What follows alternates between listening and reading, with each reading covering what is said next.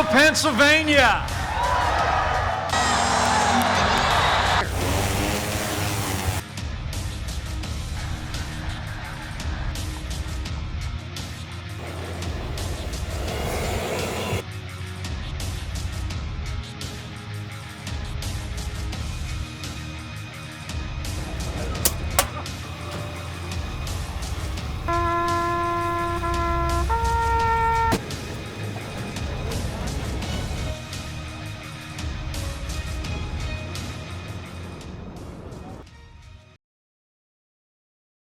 The idea really is pretty simple.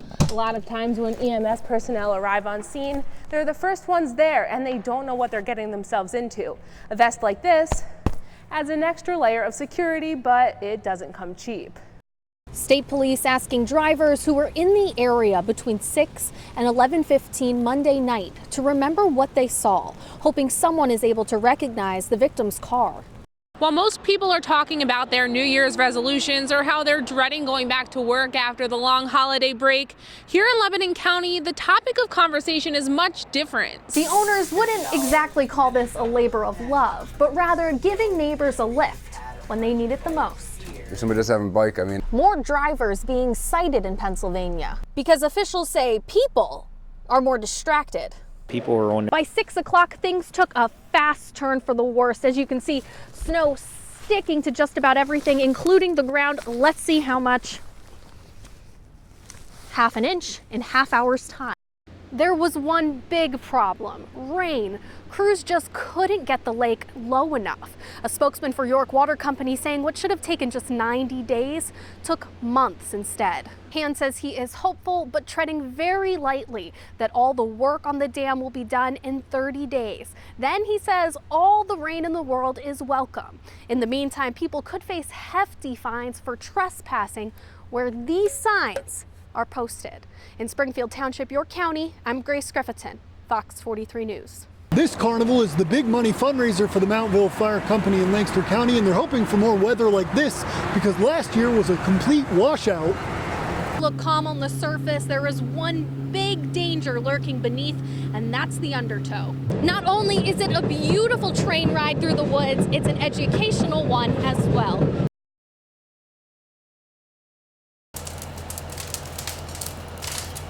Extreme temperatures, smoke, and low visibility are just some of the things students training at the York County Fire School experience to help prepare them for the real thing. Firefighting is an inherently dangerous occupation, whether you're a volunteer or career, and anything can happen. Which is why the 160-hour training for the job requires some serious stamina. It's hard work. It's very much hard work. You could do this at negative 10 degrees, you can do this on a 90 or 100 degree day, and they're in 60 pounds of gear that's meant to protect them. But these guys are, they're working as a team, and that's what firefighting is. It's teamwork. Students in training first have to learn how to deal with different types of interior fire conditions. We're giving them simulated incidents of a basement fire, second floor fire, getting them exposure to true smoke and heat conditions in a fire building. And those grueling conditions can either make you or break you, putting you through to the next training, or with the 15% that end up dropping out. Things can go wrong really, really quick. So it's a matter of them understanding that and making sure that they know that, this is very labor intensive, very physically demanding, and that things can go wrong. That's why volunteer firefighters are needed now more than ever. The volunteer fire system is dwindling in the Commonwealth, and it's just getting worse. People have to understand if we can't get the volunteer service numbers up, that's going to cost taxpayers significant increases in taxes because they're going to have that protection somehow, and that's typically at the cost of a career department. There was one big problem: rain. Crews just couldn't get the lake low enough. A spokesman for York Water Company saying what should have taken just 90 days took months instead.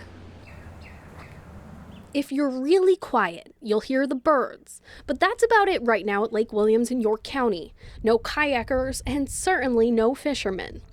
That It's kind of depressing. That's because the lake is pretty much drained, has been for months. It's not what neighbors like Kay Benzel of Jacobus are used to seeing this time of year.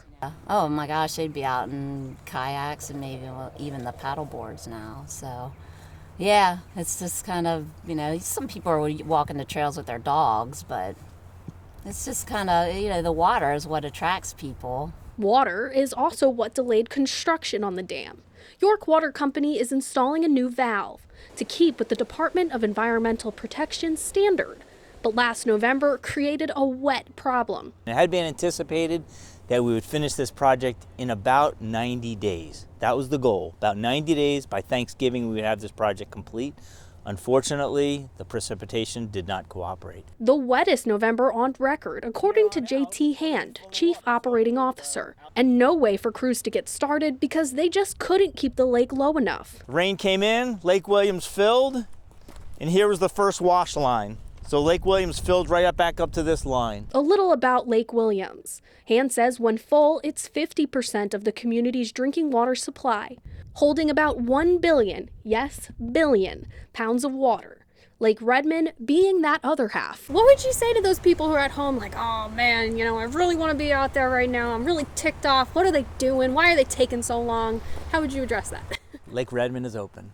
Lake Redmond is open, and how fortunate are we in this community that you have not one, but 2 reservoirs in which to recreate. 2, and at no cost to the visiting public. Hand says he is hopeful, but treading very lightly that all the work on the dam will be done in 30 days. Then he says all the rain in the world is welcome. In the meantime, people could face hefty fines for trespassing where these signs are posted. In Springfield Township, York County, I'm Grace Griffithson, Fox 43 News. We have a warrant. Come out with your hands up. We have a canine. He will find you. He will bite. A standoff in Ephrata, Lancaster County brings a concerted law enforcement effort. Ephrata police say the suspect, 28-year-old Trevor McNeil, allegedly robbed his mother's car Tuesday night, leaving her with a fractured arm. After attempting to serve a warrant on the 100 block of Washington Avenue, police say McNeil barricaded himself inside. Roughly 5 hours later, Special Emergency Response Team tactics ended the standoff peacefully, putting McNeil in custody. We were concerned about weapons being in the home, and that was one of the reasons for such a careful response.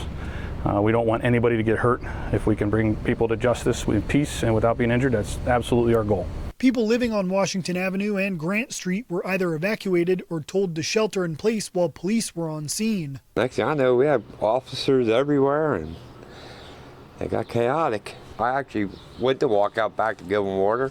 I was sneaking out, which is probably stupid, but I kind of hold them up. They're like pointed to my house. They're like, get in there. I'm like, okay. Those watching the events unfold worried for people living near the incident. It's kind of scary to think about it, because you don't know if they're home or if a stray bullet or something could go through a house wall. People we spoke with are just relieved it ended peacefully. No one died. That's all that matters. McNeil is now facing 1 robbery and 2 counts of theft charges.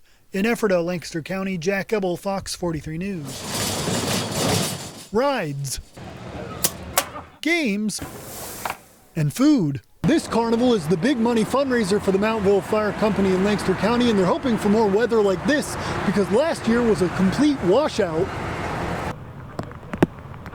With the expenses that we maintain every year, that's a huge hit for us. The Mountville Fire Company's goal each carnival is to raise $10,000 to offset its annual budget. A rain-filled weekend last year put them $8,000 short of the goal, running them very thin on expenses. Better weather this week, including sunny skies, is just what they ordered from Mother Nature. Had a couple little squalls of rain that have come through and looking like they're on the radar, but it's definitely a feeling of happiness. It's a sigh of relief that all the time that we're putting in isn't wasted. The fire company is still aiming for $10,000 in proceeds this year, with hopes of making up for some of the lost totals. Even a $15,000 year would be ecstatic for us to be able to offset the budget appropriately. A good sign for that goal, a packed park. For being a work week, it's really good. It rained a lot last week, so I think today was like the first good weather day we actually had. We're very grateful that Mother Nature got that all out of the way. The carnival runs from now through Saturday night. For more information on hours and admission, go to our website, fox43.com. In Mountville, Lancaster County, Jack Ebel, Fox 43 News. It hasn't quite been 77 years, but it has been a while. The top of his shoulders, his head, his nose, everything was worn off to the substrate, to the straight bronze. So it really had a blotchy appearance. Abraham Lincoln is getting a makeover. To keep him in tip-top shape really does help preserve his legacy and help preserve the importance of Lincoln to Gettysburg and to our democracy. The restoration, paid for with donations collected during the Gettysburg Foundation's Giving Tuesday campaign, is not a simple process. First, they have to sand the statue down to its bronze, then put on a base coat and several other layers of chemicals before applying the final layer to give the statue its dark finish. When I do the final finessing, we'll apply 3 coats of wax and bring it up to a fine, lustrous finish, after the wax hardens, and it should be good to go for quite many years. But it's an important one because the statue is one of the most photographed spots in Gettysburg. People flock here to get their picture taken with him because of the iconic nature, but also because he is truly so welcoming to the place. So while this Abe is getting touched up, we weren't going to disappoint our visitors and not let them have the opportunity to engage and have a commemorative photo taken with Mr. Lincoln. This Abe is already ready for his close-up. Thank you, friends. I'm glad to greet the visitors, even from foreign countries that are here. We're glad to have you here.